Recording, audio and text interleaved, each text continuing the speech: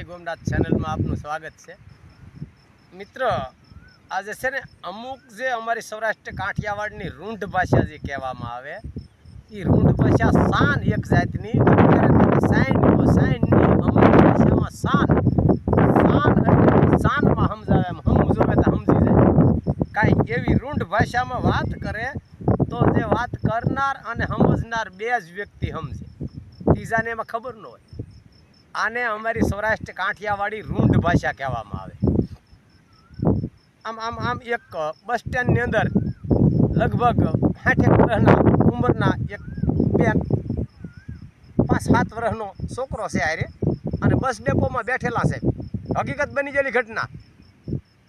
એમાં બીજા એની હેડીના બેને આવીને કીધું, જય શ્રી કૃષ્ણ બેન। તો કે જય શ્રી કૃષ્ણ બેન, ક્યાં જાવું? એ કે બેન જાવું તો છે આઘું। કે ઠીક છે, કેમ તો તમે સાના મના બેઠા? એ કે શું કરું બેન? એ કે પણ નહીં, આમ કાંઈ આમ સાના મના બેઠા છો? ત્યારે કે બેન,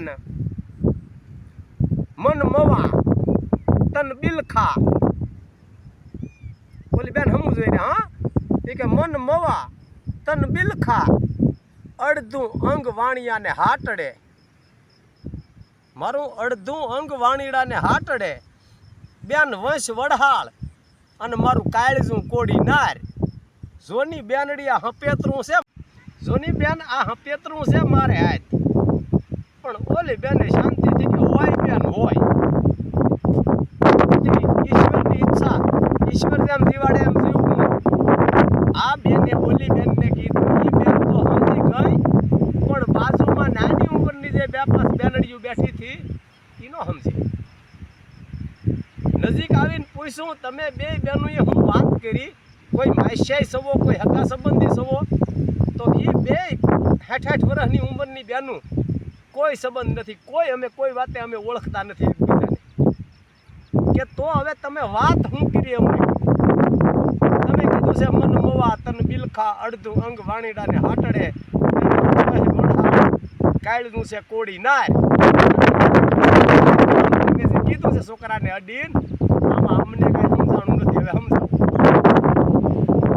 કે જાણવું છે? જે બેન બોલા ગયા તો કે હા, એ પાછું જે બેન જીત્યું કે આ જાણવું છે। કે તો મન મવા, હું મવાની દીકરી છું, એટલે મન મવા તન બિલખા, બિલખા મારા લગ્ન થયેલા છે, મારું હાહરવેલ બિલખા છે। મન મવા તન બિલખા, અડધું અંગ વાણીડાને હાટડે, મારા ઘરવાળા છે વાણીયાની દુકાનમાં નોકરી કરે છે, અડધું અંગ વાણીડાને હાટડે, મારો વહ વડહાળ કીધો, ન્યા એકનો એક દીકરો છે, ભણે છે, એ વડસાળ છે, કાળજું કોડી નાર, એક જ દીકરી છે, એના લગ્ન કરીને મેં મોકલી દીધેલી છે, કોડી નારી હારે છે, અને આ એનો દીકરો છે, એ મારે હપેતરું કહેવાય।